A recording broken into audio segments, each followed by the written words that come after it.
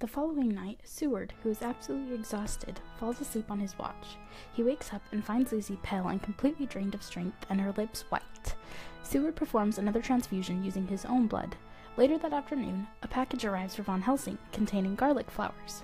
He orders Lucy to wear these around her neck and places them all around her room, assuring that she will now be able to sleep safely. In the morning, they are greeted by Lucy's mother, who tells them that she last night removed all those horrible strong-smelling flowers from Lucy's room and opened the window to let the fresh air in. Von Helsing nearly crumbles at this news, and they rush to Lucy and find her very near death. He warns her mother never to remove anything from her room again, and for the next few days everything is going well and Lucy's feeling better. Renfield attacks Seward in his office and cuts his wrist. He then proceeds to lick up the blood and repeats the phrase, "The blood is life," over and over again. Von Helsing writes to Seward, telling him to spend the night watching over Lucy, but the telegram does not arrive in time. Lucy wakes up, scared by the flapping at her window and a wolf howling outside. Lucy's mother is also scared of the noise and joins her daughter in bed. All of a sudden, the window shatters and the head of a huge wolf appears. Lucy's mother is terrified, tears the garlic wreath from around Lucy's neck, and dies from a heart attack. Lucy becomes unconscious and is left defenseless and alone. The men arrive again at the Westenra household and find Lucy once again near death. Neither of the men can spare any more blood, but Quincy Morris, the third proposal Lucy received, shows up and agrees to do the transfusion. Holmwood shows up and is very depressed by the recent events of his father dying and the near loss of Lucy, but him being there helps cheer Lucy up. Mina writes a letter telling Lucy, as she is unaware of what has happened, that Jonathan and her are married and are returning to England. Von Helsing surrounds Lucy with garlic again, but she pushes the flowers away as she sleeps. When Seward checks on her that night, he sees a bat hovering near her window. The wounds on Lucy's neck disappear and the doctors think Lucy is at the end of her life. They bring Holmwood in to say his goodbyes, and Lucy begs him to kiss her in an extremely seductive voice. But Von Helsing pulls him away and tells him to only kiss her on the forehead. Holmwood listens, and Lucy dies. They bury Lucy, and before the funeral, Von Helsing covers the coffin and her body with garlic and places a crucifix in Lucy's mouth. He tells Seward that after the funeral, they must cut Lucy's head off and take her heart out.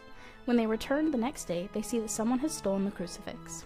Mina writes that while in London, Jonathan saw a tall man with a black mustache and beard and became very upset, convinced it was Count Dracula.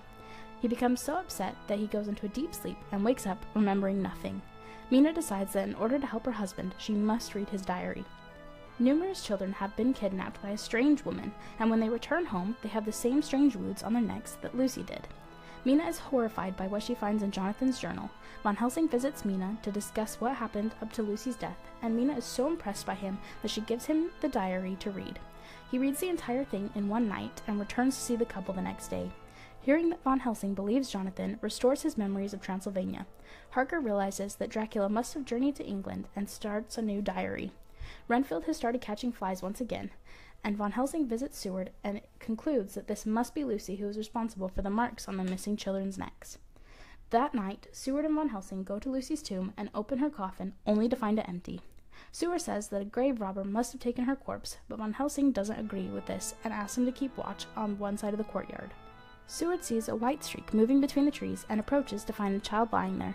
They return to the tomb and find Lucy back in her coffin and radiantly beautiful.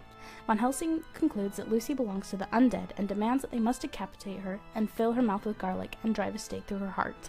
The next night, they visit her tomb once more to find it empty and seal the door with communion wafers so that she cannot re-enter. They then hide and wait. Lucy reappears carrying a child, and her mouth is stained with fresh blood. The men surround her. She drops the child and calls out to Holmwood, telling him to come to her. He begins to move. Von Helsing jumps between them and holds out a crucifix, and Lucy recoils. He removes the wafers, and Lucy slips through the door into her tomb. Having witnessed this, all the men now agree that they must do as the doctor suggested. The following evening, they return to put a stake through Lucy's heart. Holmwood does this, and Von Helsing reassures him that he saved Lucy's soul by doing so. Von Helsing urges Jonathan and Mina to come stay in the asylum, and they do. Mina transcribes Seward's journals, and Seward reads Harker's journal and realizes that Dracula may be his neighbor. He also realizes that there may be a connection between Renfield's behavior and Dracula's proximity. At the moment, he is calm, and Seward wonders what this means about how close the Count is. Mina visits Renfield, and he frantically swallows his flies and spiders before she enters. He is extremely polite and very rational around her. Helsing arrives at the asylum himself and is pleased with the work Mina has done with transcribing, but hopes this is the end of her involvement in their journey, saying that killing a vampire is no part for a woman.